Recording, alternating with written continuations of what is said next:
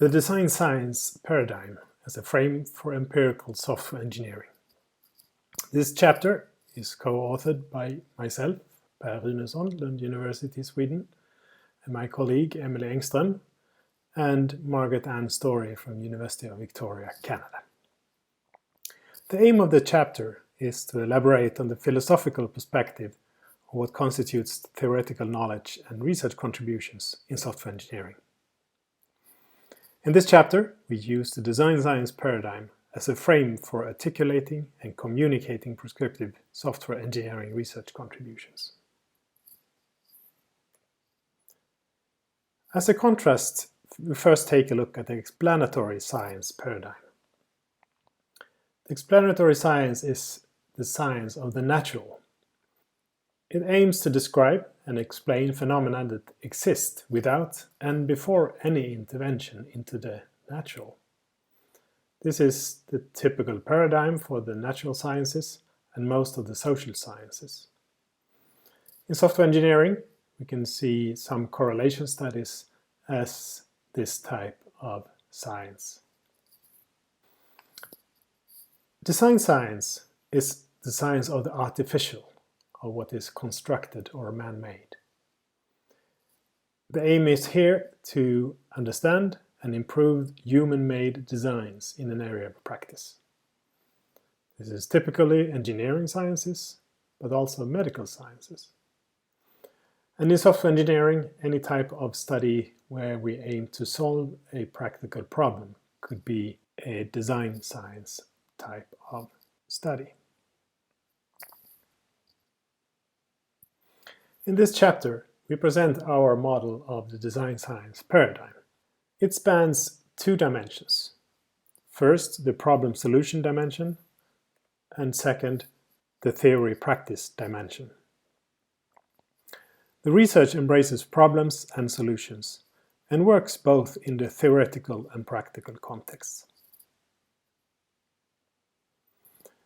The practical contributions of the research is visualized by these boxes in the two bottom quadrants as instances of both problems and the solution.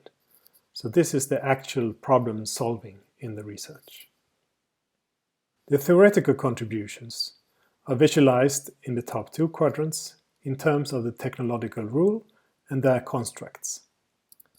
This involves the generalization and scope definition of the research from the practice. The technological rule is the main takeaway of design science with its software engineering research. It is typically expressed in the form to achieve some effect in a situation, apply an intervention. And the research is about how to back up evidence for this technological rule. In addition, design science has a lot of knowledge-creating activities, and they can be performed by both practitioners and researchers. The problem conceptualization is the activity of describing the problem, understanding it and its concept. The solution design is the activity of mapping a problem to a general solution, and instantiation is the implementation of the solution in the practice context. And the empirical validation is conducted in the practice context and assesses how well the implemented solution addresses the problem. And finally, we abstract by identifying key design decisions for a defined scope of validity for the solution. These activities are performed iteratively across the theory, practice, and problem-solution dimension. Please note that we talk about design science as a paradigm, which means that we address common beliefs and agreements about how problems should be understood and addressed.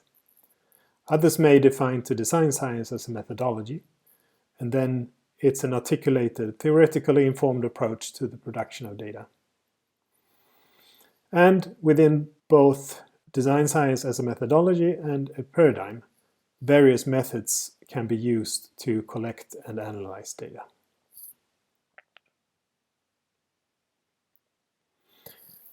To validate the approach, we applied the model to ICSE papers from 2014 to 2018. We identified 5 clusters of papers according to the different types of design science contributions. And you can see the different clusters mapped onto the general model here. The first cluster, which represent 13 out of the 38 papers, focus balanced on problem, instance, and solution. So they perform a full design science research cycle.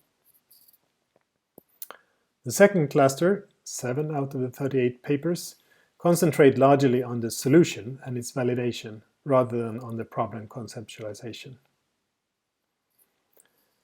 Another 7 papers in the solution design cluster focus on the design of the solution more than on the problem conceptualization or solution validation. 8 papers belong to the descriptive type of design science papers, where they address a general software engineering phenomenon rather than a specific instance of a problem-solution pair. Finally, we found 3 papers which we call meta, as they may be any of the types above, but they are aimed at contributing to research insights for researchers rather than for practitioners. None of these 38 papers mention the design science paradigm explicitly.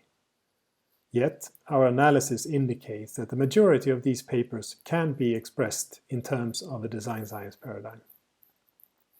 Much software engineering research is solution-oriented, provide design knowledge, although it's less clear which problems some of the papers aim to solve. So, what is it in the design science research paradigm for me and for the software engineering community? First, we claim it could be useful in assessing contributions of research and thereby balancing the aspects of relevance, rigor, and novelty in a paper. It can help building knowledge, as it's clearly defined in the theoretical and practical contributions. And it can be used to communicate the research, where particularly the technological rule is a condensed summary of the design knowledge. To assist communication, we have derived a visual abstract template containing the design science elements, which you can see here, ready to fill out for your research or the paper you are currently reviewing. In summary, we have found that software engineering research rarely use design science to frame their research explicitly. However, our analysis showed that it resonates well with the aims of and research practice in software engineering. In this chapter, we propose a model of design science that we find suitable for the characteristics of software engineering research. We also present our visual abstract template derived to help assess and communicate design science research. We hope that the community will adopt the design science framework for software engineering research to provide better tools for researchers to define and assess relevance, rigor, and novelty of research, to assist communication between researchers and with practitioners, and to support continuous theoretical knowledge building in software engineering. Thank you, and keep reading in our chapter.